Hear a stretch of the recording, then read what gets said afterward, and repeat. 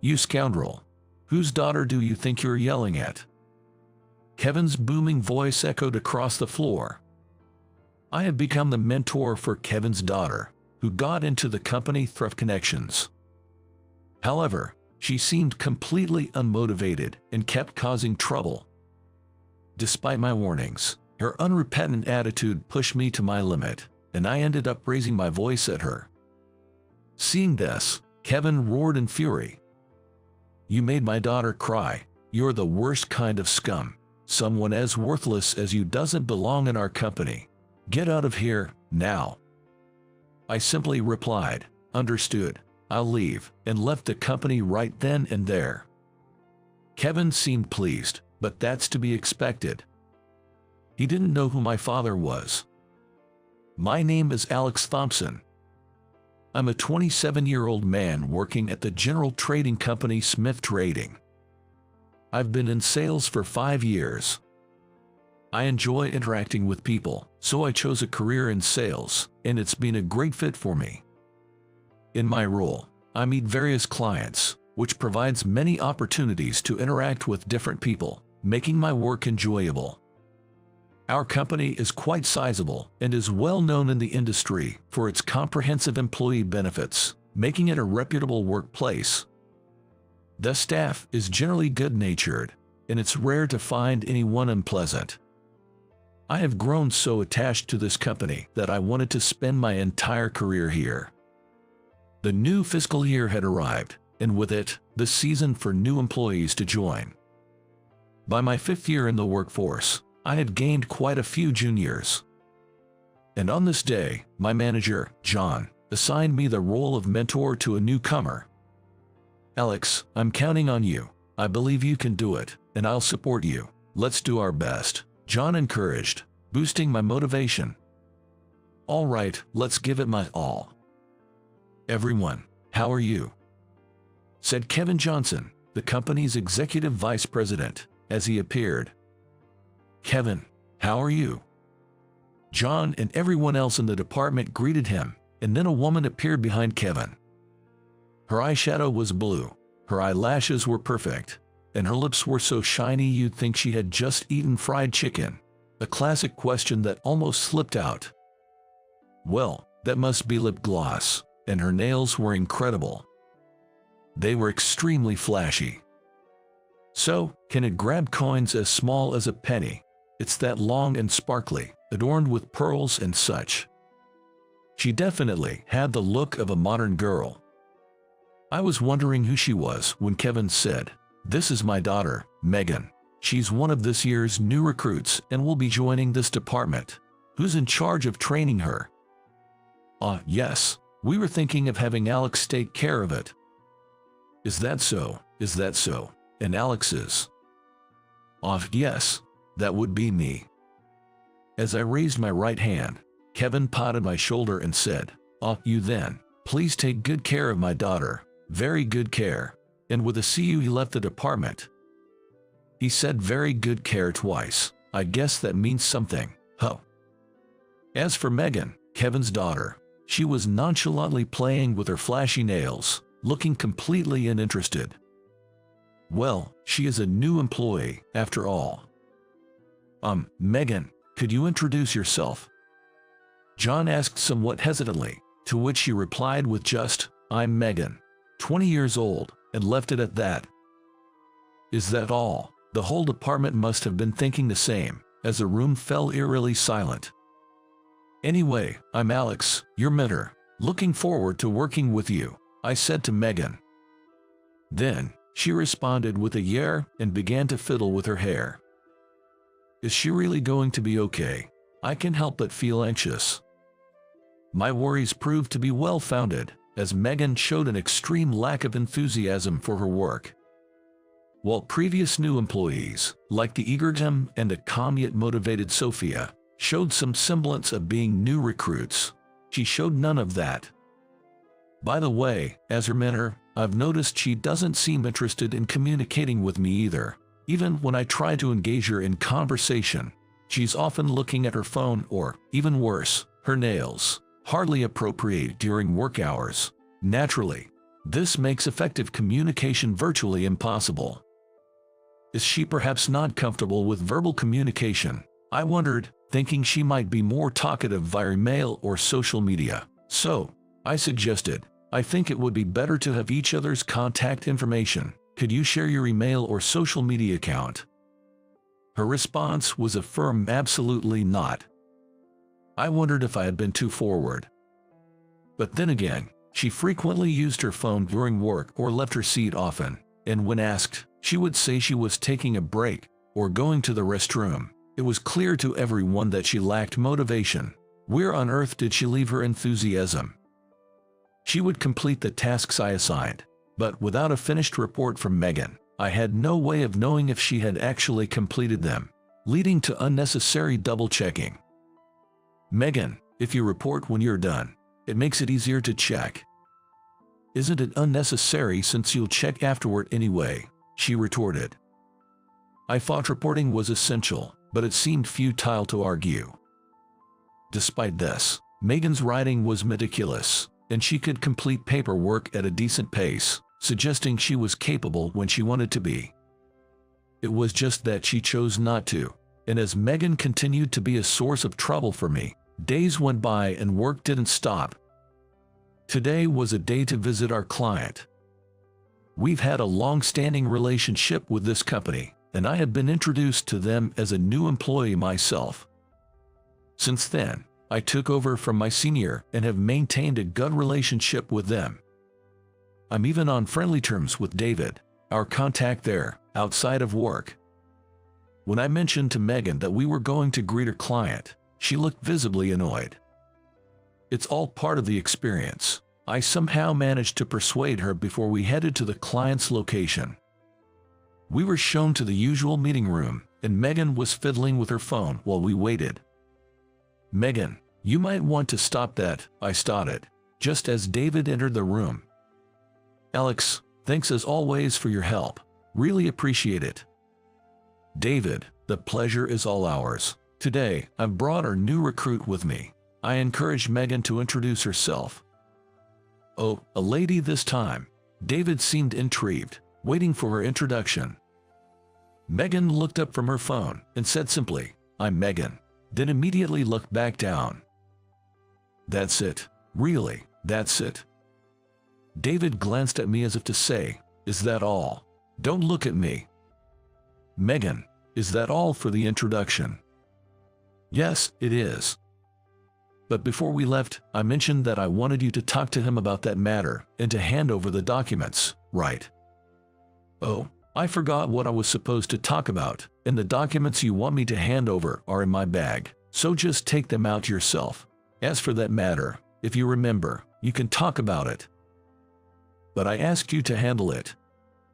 Well, now I'm asking you, so please take care of it, she said, starting to fiddle with her nails again. David and I were left speechless again.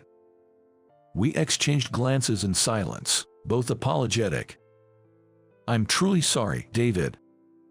In the end, I handled all the discussions with David, making Megan's presence there pointless. On our way out, David sympathized. Seems like you're having a tough time with the new recruit training, just as well it was me this time. I sensed some criticism in his words.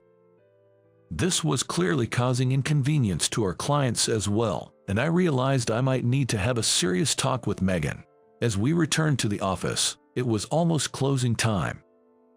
But since we had been visiting the client, I needed to submit a report. Overtime isn't ideal, but it's easier to write the report on the same day while the discussion is still fresh in mind. Megan, I need to write the report now, so could you stay a little longer? No, the working hours are over, so I'm going home. Goodbye.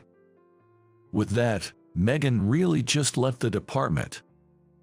Before I could even speak, that was it. Everyone in the department was taken aback by her behavior. As expected, Megan's attitude was poor, and even after returning home, I continued to feel disgusted. People around me even asked, "Did you get angry?" Even I, who thought so, was quite upset. With those feelings, I came to work the next day to explain to Megan how to prepare the report. Despite her attitude, Megan does show up for work every day. Well, I've heard that her father, Kevin, brings her along, but I decided to address yesterday's behavior as well and said, Megan, your attitude towards David yesterday was unacceptable. He's someone we've relied on for many years, so he didn't say anything, but it wouldn't have been tolerated if it were someone else. Ugh, well, I didn't get scolded, so it's probably fine, right? It's not about that, it's about how that attitude won't be acceptable elsewhere. What if someone treated you the same way? I wouldn't care. Her casual response left me muttering, that's not good at all. Our attitude can lead to contracts being terminated. We have to be professional in our roles, I tried to explain. But she just laughed it off as oh, that's an exaggeration. My patience was wearing thin. Megan, with that attitude and mindset, you might not be able to continue in this company.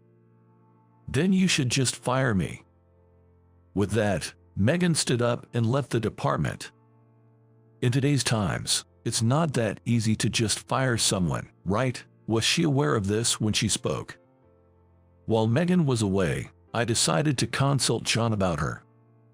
John was completely on guard the moment I approached, as if to say, what are you talking about? But I've had enough.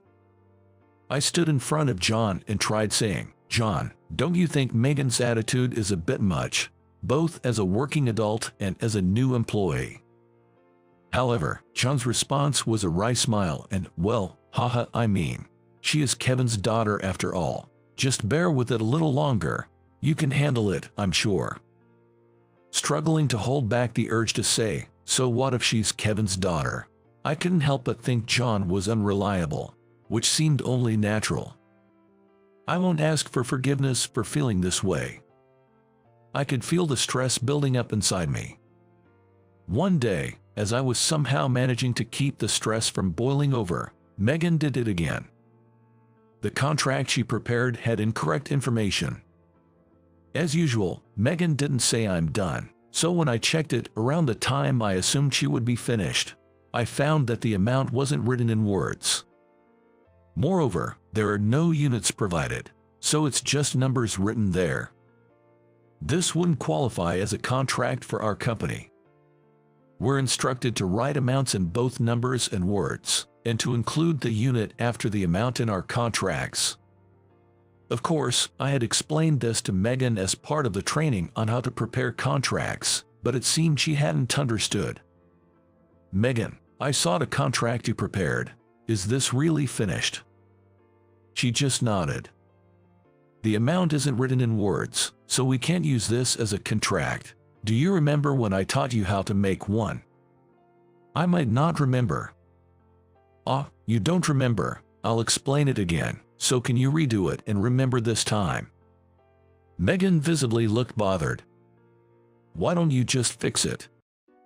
No, this is the task I entrusted to you. Plus, if you don't correct it yourself, you'll make the same mistake next time. I tried to explain gently, but Megan replied, wouldn't it be faster if the person who noticed the mistake just fixed it? No, you have to take responsibility for your own work. Well, I was just told to do it. Plus, I don't really have a sense of responsibility, so you can just fix it. That was the last straw for me. Enough is enough. Is this how a working adult behaves? I couldn't help but raise my voice, and Megan stared back, wide-eyed. I could feel everyone in the department looking our way. I saw John panicking out of the corner of my eye. Then, from behind, an even louder voice boomed, "You scoundrel! Whose daughter do you think you're yelling at?" As I turned around, there was Kevin's figure. Kevin strode towards me with large steps and yelled, "How dare you yell at my daughter? Look at her, she looks like she's about to cry." It seems that Kevin came to see how his daughter was doing at work and happened to encounter me raising my voice. Moreover, it was true that I had yelled at Megan, so I had nothing to say in return. "Kevin, let's calm down. John approached Kevin and tried to soothe him with a comic-like phrase, but Kevin's anger only seemed to escalate. John, along with Seth and Andrew from nearby seats, had to restrain him as I was about to get physical. "Shut up, you made my daughter cry. You're the worst scum. Someone as clueless as you doesn't belong in our company. Get out of here right now." "Understood, I'll leave." After being told off by Kevin, I decided to do as I was told and leave. "John, please take care of the rest," I said, grabbed my backpack, and left the department. Kevin is still making a fuss, yelling, "Get your hands off me," and the department is in quite a stir because I'm about to really leave. But at this point, I don't care anymore. As I was leaving, I saw Megan. Instead of looking like she was about to cry, her face was pale, and our eyes met. It was the first time I had seen such an expression on her face, but I decided to ignore it and left the company. About 3 days after being told to leave by Kevin, I went to work as usual in the morning. Kevin had only told me to leave, not that I was fired. As I walked through the company's entrance hall, I unexpectedly encountered Kevin and Megan. It was our first reunion in 3 days. Oh, I accidentally made eye contact with Kevin. Noticing me, Kevin started striding towards me again. Megan was looking down behind him. Why are you here even though you were fired?" Kevin yelled at me, so I replied with a smile, "Well, I wasn't officially fired. I've just been on paid leave for the past few days." "What are you talking about? It's because someone like you is in charge of training that my daughter hates her job. How dare you yell at her?" Kevin was trembling with anger, but I decided to finally say what I had been wanting to say. "Now that it's come to this, let me say that your daughter Megan has always lacked motivation and didn't try to learn her job. She never used polite language with anyone and acted as if she wanted to be fired. Maybe she wanted to quit from the beginning. How could that be? The reason Megan is depressed and has no energy is all your fault." When there's an angry person in front of me, I somehow become calm, which I think is a common experience. That's exactly how I feel right now. This person wants to blame everything on me.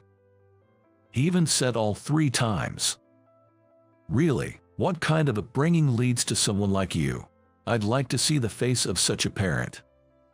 I wonder what would happen if I said, "Then what kind of upbringing led to Megan turning out this way?" As I looked at Kevin with a cold gaze, I heard a voice saying, "Ah, so you're here." When I looked towards the voice, it was the president and chairman of Smith Commerce, Mr. Smith. "Mr. Smith, good morning." Kevin straightened up immediately. Even someone like Kevin couldn't stand up to Mr. Smith. However, Mr. Smith ignored Kevin and spoke to me.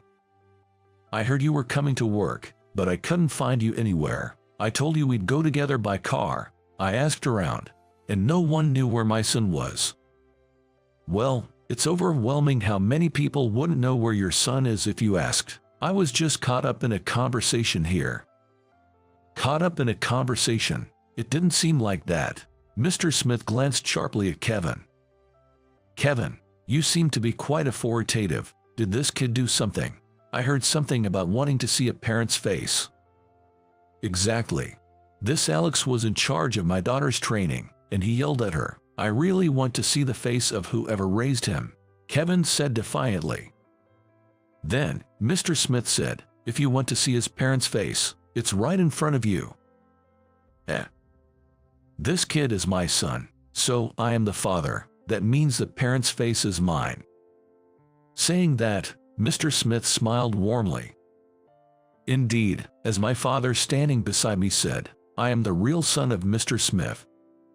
There's a reason my surname is different from my father's. It's because my parents are in a common law marriage. In other words, my parents are not legally married. And there's certainly a reason for that too.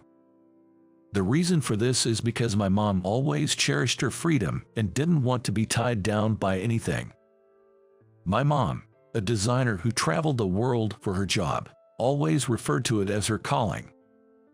She is still active in her career, and her brand Marin is featured in the Paris collection every year. Even when she met my dad and they discussed marriage, the idea of quitting her job was unthinkable for her. In fact, she almost broke up with my dad, saying, "I like you, but if I become a housewife, I won't be able to work."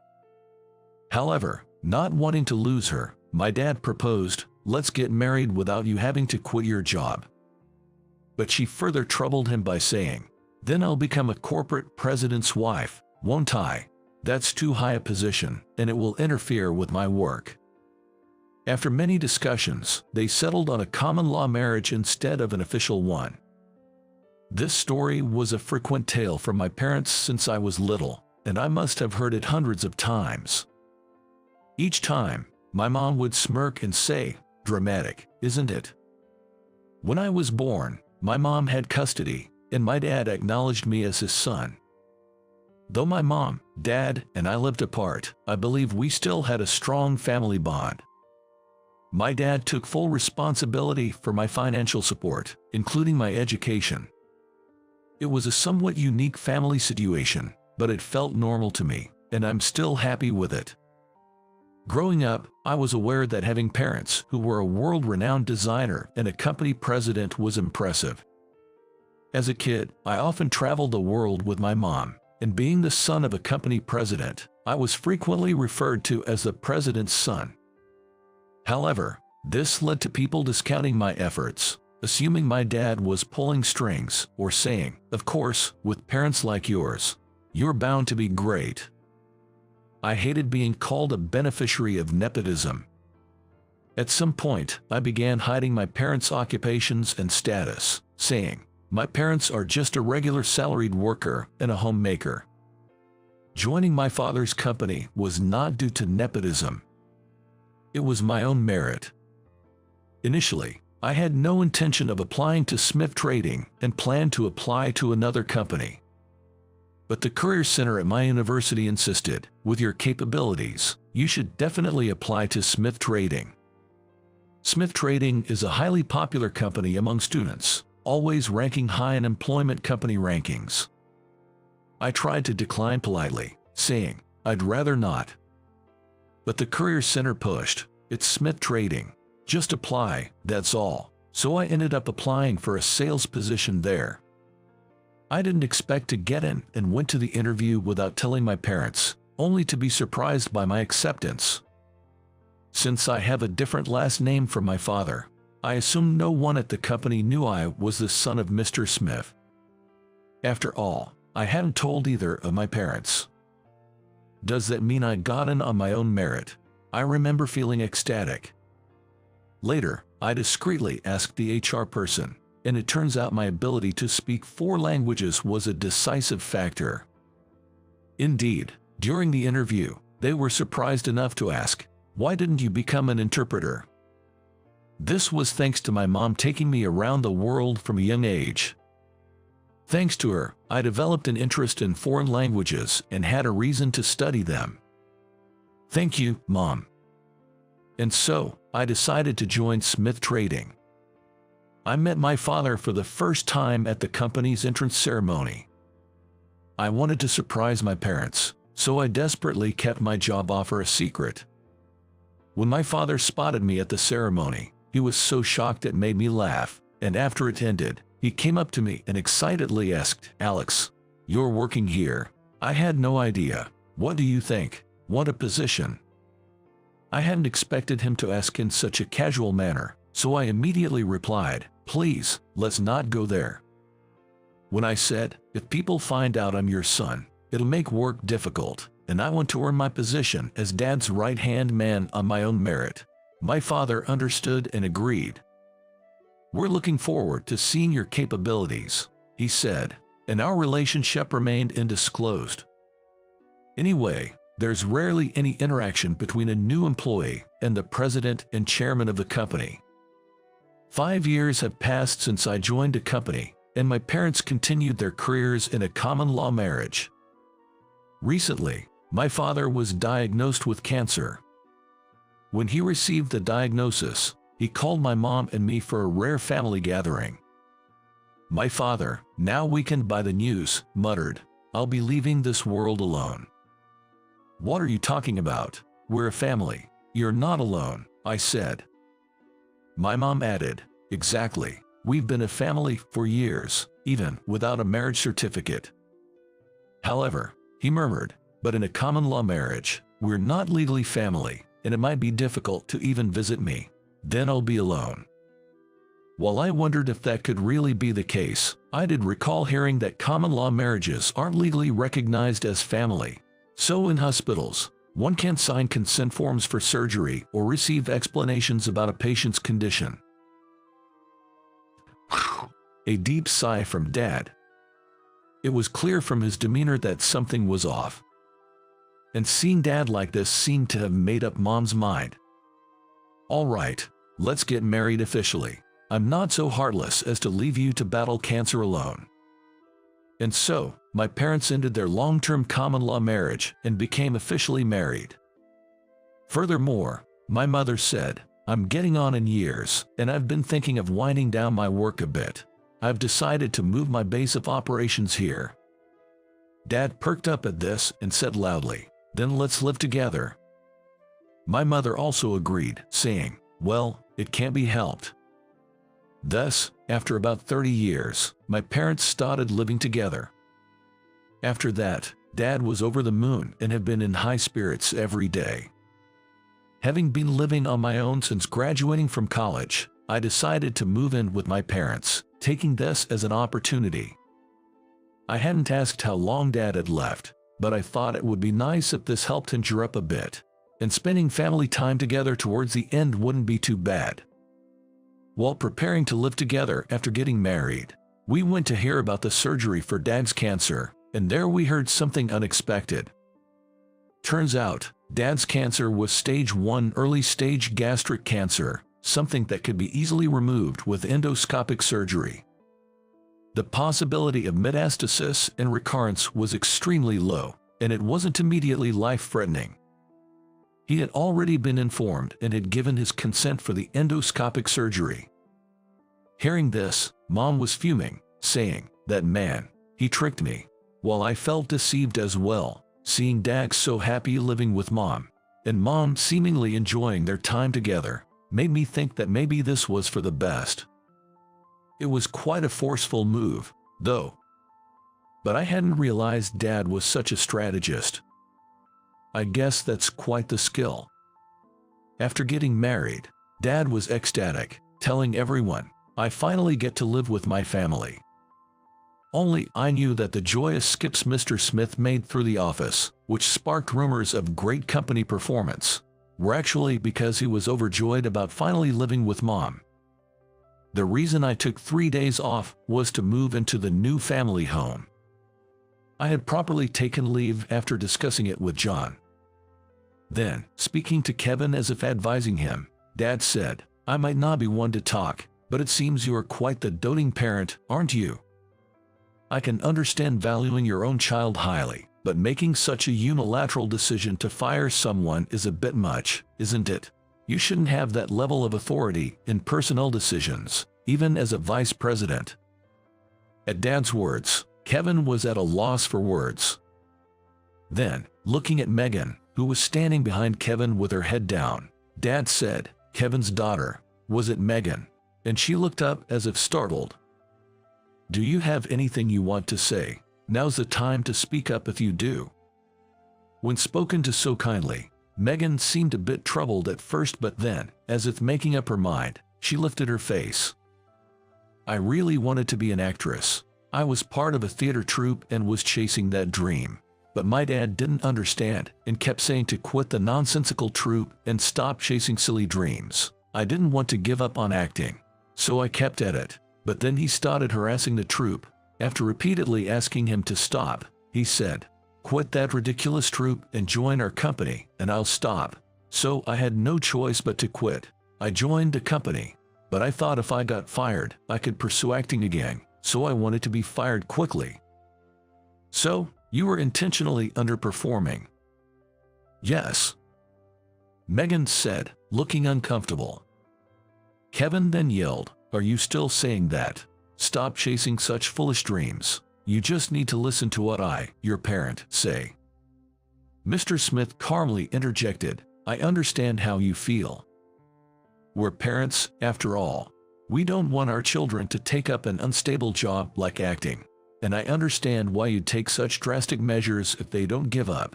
If my son said the same, I might do the same. But children aren't our possessions. I understand your concern and care, Kevin, but I think the way you're protecting is wrong. Megan is already 20 and should take responsibility for her own life." Mr. Smith spoke firmly, yet in a manner that seemed to advise Kevin. Kevin was left speechless. Finally, Mr. Smith said, "Kevin and Megan, you are both on house arrest for the next 3 days. Use this time to have a proper discussion." Then he added, "I've got a meeting to attend now. See you, Alex," and left. I was thinking I should head to my department soon, but before that, I felt I needed to say something to Megan. "I understand your situation, but you realize what you did isn't acceptable as a working adult, right? If you wanted to be fired, there could have been another way. I'm sorry."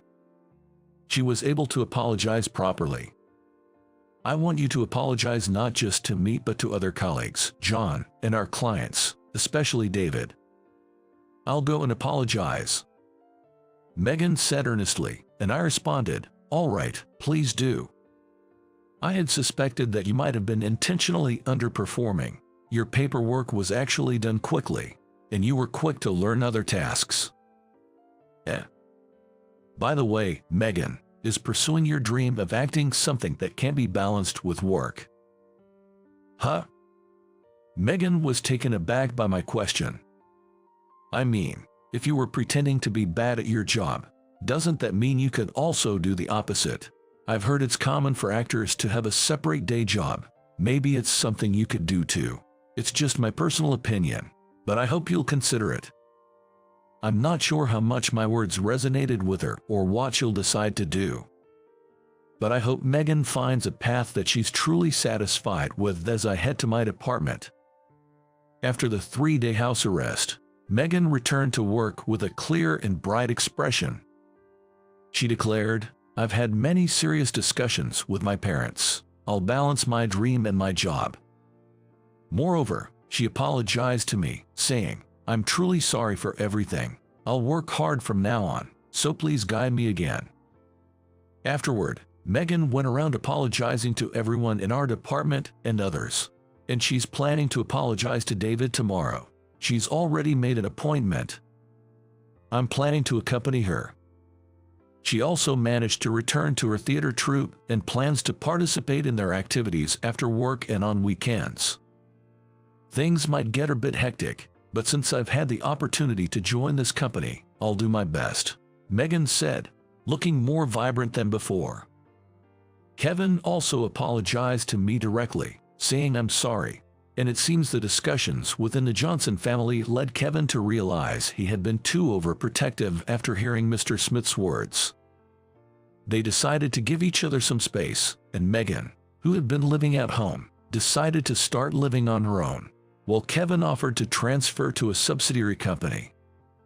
Kevin's transfer was approved, and he moved to the subsidiary within a week. Megan is currently looking for a place to live. "Every time I come home, I'm greeted with 'How was your day?' which makes me think I'll be getting daily calls if I start living alone," she said with a laugh. In fact, I've started receiving daily emails from Kevin asking, "How's Megan's work going?" But I'm thinking of keeping that to myself. I personally find it rewarding to see Megan grow day by day in her role. It's gratifying to teach someone eager to learn. And somewhat troublingly, it's become common knowledge in the company that I'm the son of Mr. Smith. Changing my surname from Anderson to Smith might have contributed to that. The decisive factor was probably that conversation with Kevin and others in the entrance hall, which was overheard by passing employees. And knowing Mr. Smith, he's probably been saying things like, "My son, you know." There are even rumors I might become the next president. It feels like another one of Mr. Smith's deliberate acts. There's also a rumor that Mr. Smith is doing the role of president and chairman to prepare the president's position for me. When I ask Mr. Smith, he just smiles, and I have no intention of becoming the president myself. I'm even considering asking for a transfer somewhere else. Those are the kind of days I'm having.